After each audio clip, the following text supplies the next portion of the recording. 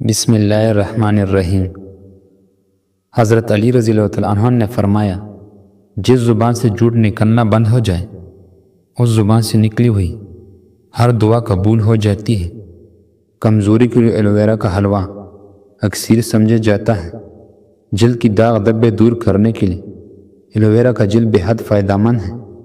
لوگوں پر 3 احسان کرو، نفع نہیں دے سکتے تو نقصان نہ کرو، خوش نہیں کر سکتے تو رنجیدہ نہ کرو، تعریف نہیں کر سکتے تو برائی نہ کرو، کھانے کے ساتھ ٹھنڈا پانی کا استعمال بالکل نہ کرے، کھانا جلدی ہضم نہیں ہوتا، ہری پیاز کے استعمال سے قبض کی پرابلم دور ہو جاتی ہے، کبھی انسانی چہروں کی پہچان رکھتی ہے اور ساری زندگی یاد رکھتی ہے۔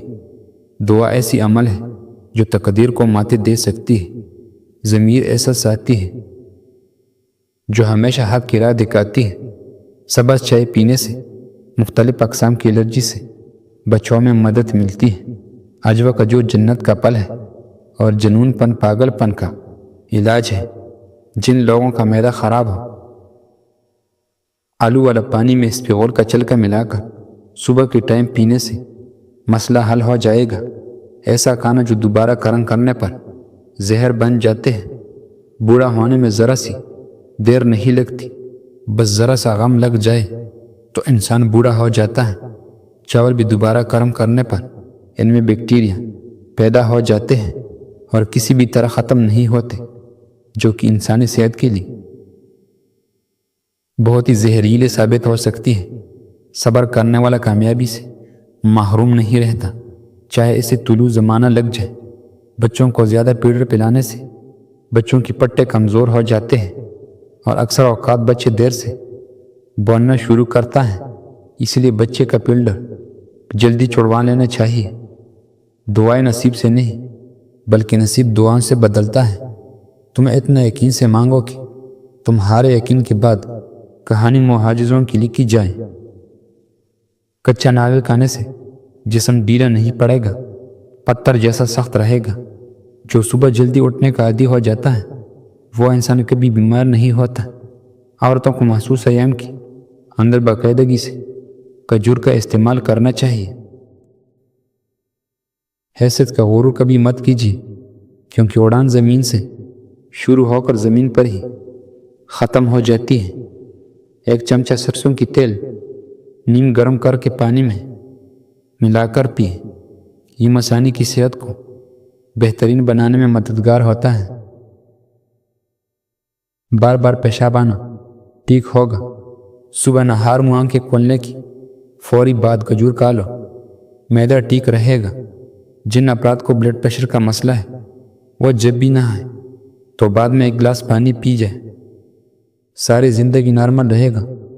سرسوں کی تیل کو نیم گرم کریں اور کان کے اندر اور باہر نرمی سے مالش کریں۔ یہ خون کی گردش کو بہترین بنانے میں مددگار ہوتا ہے۔ کینسر کی مرض میں مبتلا افراد کو توڑی توڑی مونگ پھلی کھلانے سے کینسر کا خطرہ کم ہو جاتا ہے۔ زندگی کے اندر انسانی جلد خود کو تقریباً 800 بار مکمل طور پر تبدیل کرتا ہے۔ جو لوگ بلڈ پریشر کی مرض کا شکار ہیں ان کے لیے انار کا جوس بہت ہی مفید ہے۔ کافی سے زیادہ سیب انسان کو بیدار کرنے میں زیادہ مؤثر ہے۔ سرسوں کی تیل کو نیم گرم کریں اور آنکھوں کے ارد گرد نرمی سے مساج کریں۔ یہ خون کی گردش کو بہترین بنانے میں مددگار ثابت ہوتا ہے۔ جن لوگوں کو دبلا پن کا مسئلہ ہے اور بدن کی کمزوری ہے وہ لوگ ناشتہ ایسا کرے کہ 3 دانے انجیر کھائیں، پھر 5 دانے بادام، 1 اخروٹ کا مغز اور دودھ الائچی ڈال کر 1 گلاس پی جائے۔ چند دنوں میں بدن پھولنے لگے گا اور کمزوری ختم ہو جائے گا۔ سبز چائے پینے سے کینسر کے خطرات کافی حد تک کم ہو جائیں گی۔ کھانے کے بعد سورت قریش پڑھنے سے پیٹ کم ہو جائے گا۔ کیلے کی چھلکوں سے چہرے کا آہستہ آہستہ مساج کرنے سے دانے دور ہو جاتے ہیں۔ کیا آپ کو معلوم ہے کہ جو مچھلی بازار سے ملتی ہے یہ زیادہ تر فارم میں آتی ہے؟ دہی میں ادرک کا چھلکا اور گاجر کا چھلکا ملا کر چہرے پر لگا لیں چہرہ 20 سال جیسا نظر آنے لگے گا۔ گلہ خراب ہو جائے تو سرسوں کی تیل سے گلے کی مالش کرنے سے بہت ہی افاقہ ہوگا۔ رات کو ہونٹوں پر زعفران لگا کر سونے سے ہونٹ گلابی رہتے ہیں۔ وزن اور موٹاپا کم کرنے کے لیے شہد میں لیموں کا رس ملا کر پی لے، 1 ہفتے میں موٹاپا کم ہو جائے گا۔